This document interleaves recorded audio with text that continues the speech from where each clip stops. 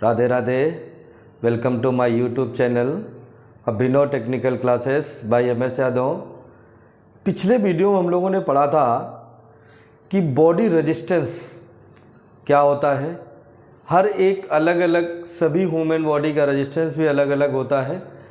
तो इसको हम लोगों ने डिटेल से पढ़ा था। अगर आप लोगों ने वो वीडियो नहीं देखा है तो उसे Abhinav technical classes by MS. Yadav search करके देख सकते हैं। इस वीडियो के डिस्क्रिप्शन में उसका लिंक दे देंगे, वहाँ से भी जाके आप उसे देख सकते हैं। उसी के आगे हम लोग आज पढ़ने वाले हैं। बहुत ही इंपॉर्टेंट टॉपिक रहता है कि मनुष्य के शरीर में जो करंट है वो कितनी मात्रा बहे तो कोई प्रॉब्लम नहीं आती, किस मात्रा में उसको हल्की फुल्की प्रॉब्लम आती है, कितनी मात्रा शरीर के लिए बहुत ही ज़्यादा हानिकारक होता है, आदमी की मृत्यु भी हो सकती है। तो ये क्वेश्चन में पूछे जाते हैं और इनमें कन्फ्यूजन बहुत है। तो इस कन्फ्यूजन को आज हम लोग ख़त्म करने वाले हैं। तो हम लोगों का जो आज का टॉपिक है, how much current can flow through the human body. कितनी करंट मनुष्य के शरीर में प्रवाहित हो सकती है जिससे उसमें किसी तरह की कोई लॉस ना हो, या प्रवाहित होने पे क्या दिक्कत आएगी। तो इसमें चलिए देखते हैं। तो यहाँ पर बात आती है कि अगर हम कहें 1 मिली एम्पियर या 2 मिली एम्पियर, यहाँ तक हम कह सकते हैं कि 5 मिली एम्पियर तक की जो करंट होती है सुरक्षित करंट मानी जाती है। यानी हम कहें तो ये महसूस नहीं होती। इसमें कहा जाता है 1 मिली एम्पियर की जो करंट होती है या इससे कम की जो करंट होती है, इसमें किसी तरह का कोई भी अनुभव होता ही नहीं है। हमें पता ही नहीं चलता है कि हमारी बॉडी से करंट गुजरी है, हमारी बॉडी से करंट गुजरी है। चलिए अच्छा, इससे थोड़ा सा पहले एक बार और हम पहले पढ़ चुके हैं कि जो विद्युत झटका होता है वो करंट से लगता है या वोल्टेज से। इस वीडियो को हम पीछे पढ़ चुके हैं। अगर आप लोगों को देखना है तो पीछे वीडियो में जाके इसको देख सकते हैं कि शॉक किससे लगता है। लेकिन थोड़ी सी चर्चा हम यहाँ पे ज़रूर करेंगे इस पे कि जो वोल्टेज होता है वो शॉक लगने का, विद्युत झटका लगने का कारण है, केस है वोल्टेज। अगर वोल्टेज ही नहीं होगा तो शॉक नहीं लगेगा। अब बात आती है कि किस वोल्टेज की लाइन को हम टच कर रहे हैं, उसकी वोल्टेज के कारण हमारी बॉडी में कितनी करंट बह रही है। जैसे हम लोग पढ़ते हैं I बराबर V/R। ये लाइन वोल्टेज है, जिस वोल्टेज को हमने टच किया है, या फेज वोल्टेज है, या तार का वोल्टेज है, या किसी बॉडी में प्रवाहित वोल्टेज, वो वोल्टेज जो हम टच कर पाए हैं या टच कर गए हैं। और ये ह्यूमन बॉडी का रेजिस्टेंस है। इस वोल्टेज में रेजिस्टेंस का भाग देके बॉडी में कितनी करंट बहती है, ये उस बात की बात करता है। जैसे पीछे एग्जाम में क्वेश्चन आया था कि 1000 वोल्ट और 1000 की करंट किसी सर्किट में है। एक सर्किट में 1000 वोल्ट का वोल्टेज है और एक सर्किट में 1000 एम्पीयर की करंट है। इनमें से कौन सी ज़्यादा हानिकारक होगी?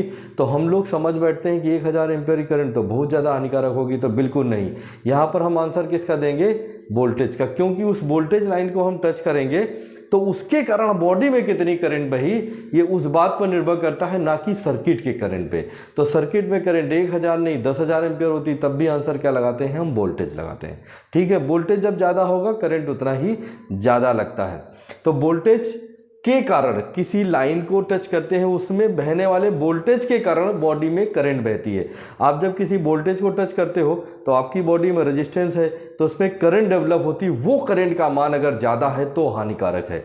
तो यहाँ पर बात है, अगर 1 मिली एम्पियर या इससे कम की करंट होती तो हमें पता ही नहीं चलता है। हम इसको कहते हैं अनुभव नहीं होता है। बात क्लियर हो गई?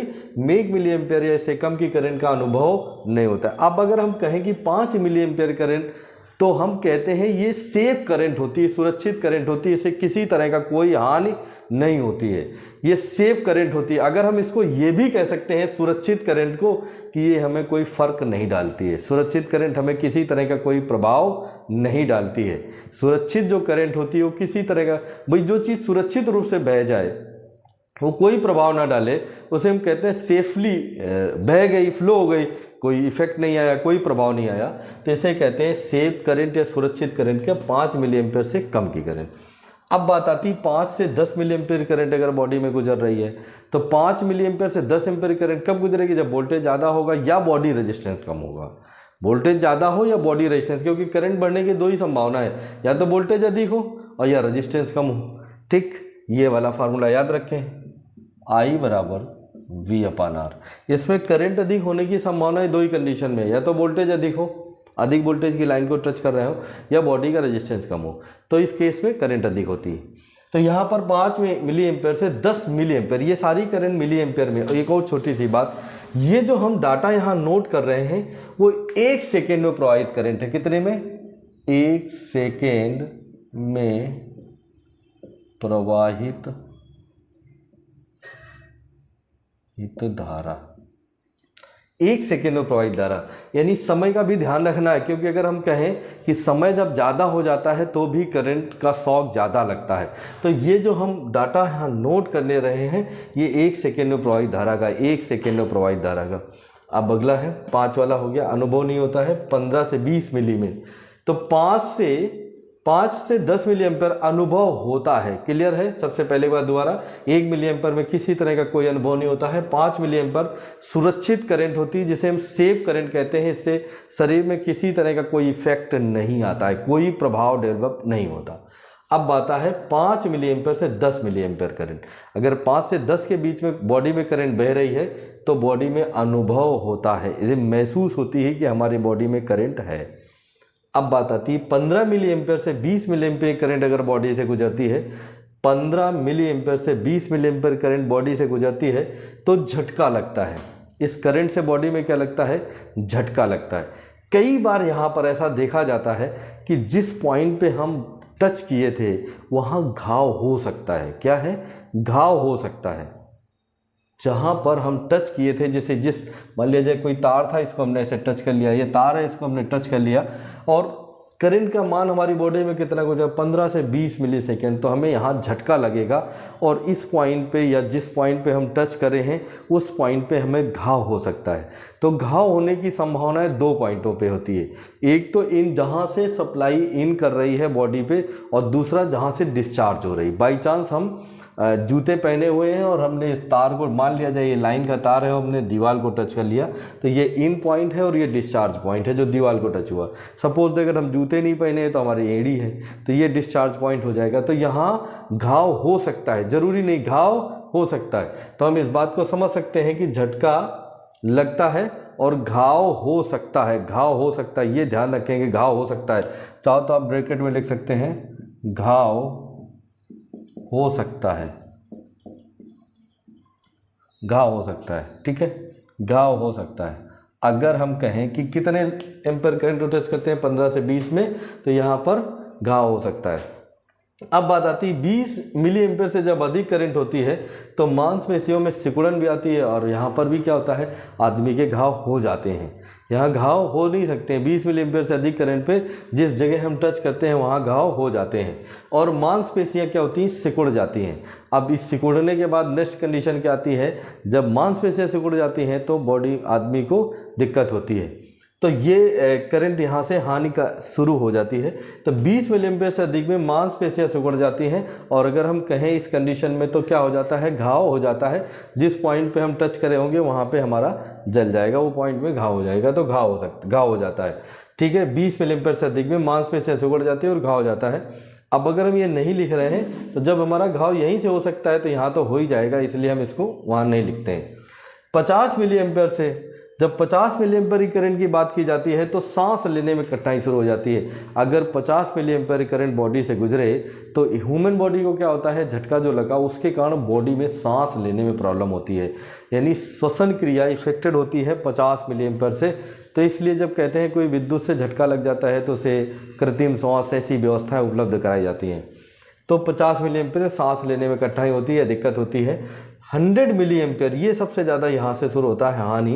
100 मिली एम्पेयर अगर शरीर में करंट बहती है तो अटैक हो सकता है, हार्ट अटैक हो सकता है, और हार्ट अटैक हो सकता है, हार्ट फेलओवर हो सकता है और आदमी की मृत्यु हो सकती है। अब ये ध्यान देंगे, मृत्यु हो जाएगी ये कंफर्म नहीं है, आदमी की मृत्यु हो सकती है। अगर 100 मिली एम्पेयर की करंट बॉडी से गुजरती है तो आदमी मर सकता है, आदमी मर सकता है। क्लियर है? आदमी मर सकता है, ये ध्यान देंगे, मर नहीं जाएगा। तो जब भी कहा जाता है कितने से अधिक की करंट, तो 100 मिली एम्पेयर से अधिक की जितनी भी करंट होती है वो बॉडी के लिए हानिकारक होती है।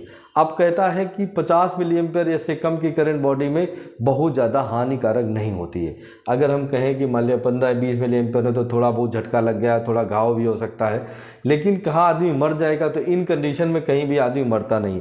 लेकिन 50 मिली एम्पेयर से शुरू होता है कि अगर 50 मिली एम्पेयर का में अधिक समय तक बह जाए, 50 मिली एम्पेयर करंट अधिक समय तक बह जाए तो भी इंसान की मृत्यु हो सकती है। 50 मिली एम्पेयर से नीचे वो भी नहीं आएगी। तो यहाँ पर है 100 मिली एम्पेयर से, जो 100 मिली एम्पेयर से अधिक करंट है या 100 मिली एम्पेयर करंट है, उसमें हार्ट अटैक हो सकता है, मृत्यु हो सकती है। ठीक है। 100 मिली एम्पेयर से जो कम की करंट होती है उसमें आदमी की नॉर्मली मृत्यु नहीं होती है, नॉर्मली मृत्यु नहीं होती है। ठीक है। फिर कहता है 200 मिली एम्पेयर से अधिक, अगर 200 मिली एम्पेयर से अधिक करंट गुजर जाती है तो मनुष्य जलने लगेगा, उसके शरीर में बर्न होने लगेगा, जलने लगेगा, ये कंडीशन होती है। और इसके बाद अगर वो ज़्यादा समय के लिए हुआ तो आदमी मर जाएगा, अगर वो करंट ज़्यादा समय के लिए गुजरी तो मर जाएगा। फिर आती है 500 मिली एम्पियर या इससे अधिक। तो एक कंडीशन ऐसी आती है कि इन कंडीशनों में आदमी मर भी सकता है और बच भी सकता है। मान लिया जाए 1 सेकेंड समय के लिए 200 मिली एम्पियर गुजरी तो उसका शरीर जलने लगा और इसके बाद वो सब सप्लाई रुक गई 1 सेकेंड के, क्योंकि हम यहाँ पर किसकी बात कर रहे हैं 1 सेकेंड के लिए। तो 1 सेकेंड समय में आदमी की मृत्यु हो भी सकती है और नहीं भी हो सकती है। इसलिए लेकिन अगर कहा जाए 1 सेकेंड के लिए 1000 मिली एम्पियर करंट बॉडी से गुजर जाए, कितनी? 1000 एम्पियर करंट मतलब 1 एम्पियर करंट होती है। 1000 मतलब 1 एम्पियर करंट। अगर बॉडी से 1 एम्पियर करंट गुजर जाए तो 100% आदमी की मृत्यु हो जाएगी। यहाँ हो नहीं सकती, मृत्यु निश्चित है, यानी पक्का आदमी की मृत्यु हो जाएगी अगर 1 एम्पियर करंट बॉडी से गुजर जाए। 1 एम्पियर करंट बॉडी से गुजर जाए तो आदमी की मृत्यु बिल्कुल निश्चित है।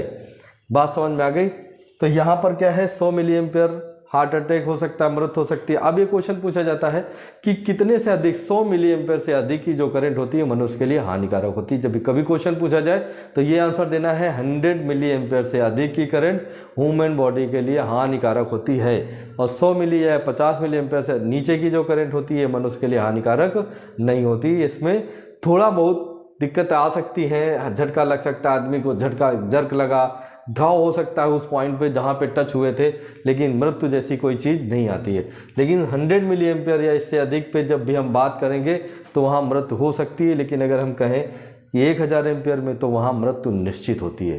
तो उम्मीद करते हैं ये वीडियो आप लोगों को अच्छा लगा होगा। अगर ये वीडियो आप लोगों को अच्छा लगा है तो प्लीज़ इसे लाइक ज़रूर करें, अपने दोस्तों को शेयर ज़रूर करें और हमें कमेंट करके बताएं कि वीडियो आप लोगों को अच्छा लगा है या नहीं लगा, और आपको किस टॉपिक में वीडियो चाहिए। आप उस टॉपिक को भी हमें सजेस्ट कर सकते हैं, उस टॉपिक में भी हम आपको वीडियो बनाएंगे। Thank you.